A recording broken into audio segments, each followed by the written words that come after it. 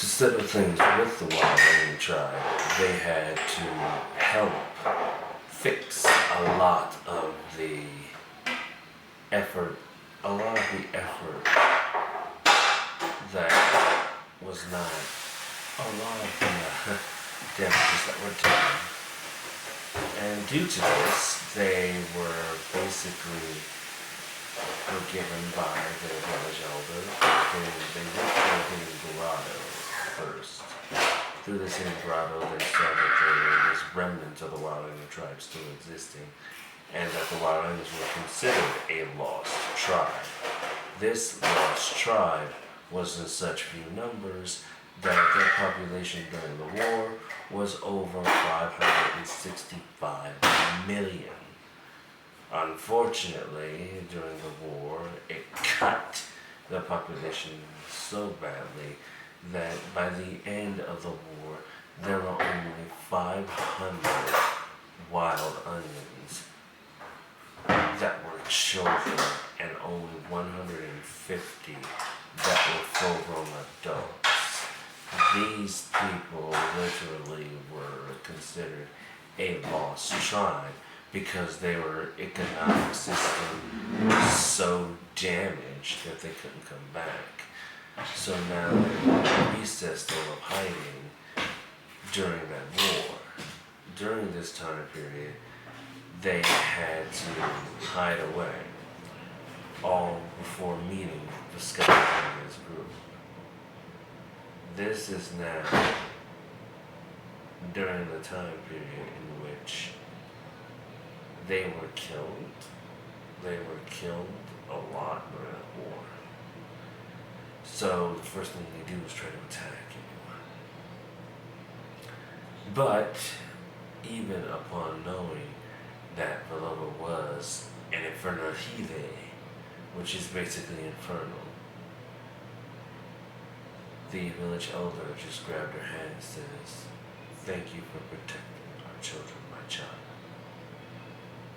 See, there's a secret thing in there that Lavaom has actually already been under, but I'll get to that later with the Elder Reset, between Elder Reset and others. After this, they are sent on their way by the shaman, but before the shaman and elder let them go, they tell them to Gorky, "You are descendant of mighty Gorak," which Gorky finds doubtful and says the same to Cole. Now, mind you, Viscount, they didn't say this to Viscount because he isn't a descendant of King Gorak. He is basically a family that was married into the royal line of King Gorak. Now, granted, they have some relatives that but they since died off. Now, here's the thing. Gorky, and that's the biggest point with that. Now, I'm going to say that there is a lot of problems doing this specifically where it comes to helping others, but this is where things get wild. So as they're walking through a long giant tree with forests, with trees that are over 900 feet high and 50 feet thick, they essentially go in to a waterfall of an old orchid temple that, yes, orchids were one of the smaller tribes, but were still large enough to recover, but you still have old orchid temple settlements. Orchids functioned more like monks and priestesses and stuff like that. But I'll get to the veteran culture in another video. To put it simply, they were saying, "Here lies great warriors who fought during the war." Now they say a prayer, which is called, and they end the prayer with Vermala, which means Amen, at the end of this chapter. But this wasn't for the orchid soldiers. This was for what is to come next.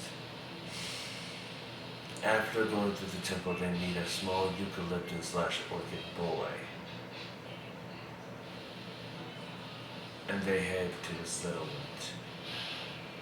Upon seeing a long, death-ridden village, bodies everywhere, bodies burned to a smoldering crisp.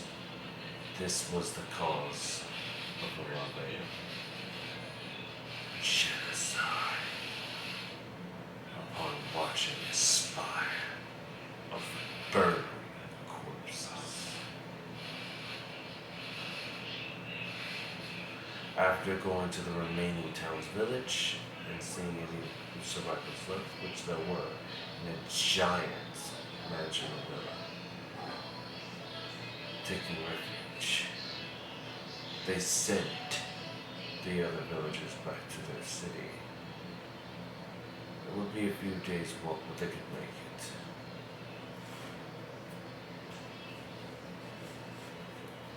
Distraught at the sight of this damage and the death drove Winky to Trump as he watched a spire of burning corpses.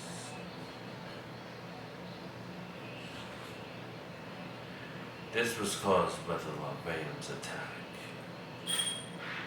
To talk about what happened at the same time, around the same time of events, you have the Lavaom capital fighting against the Sharkana. I'll talk about them some other time.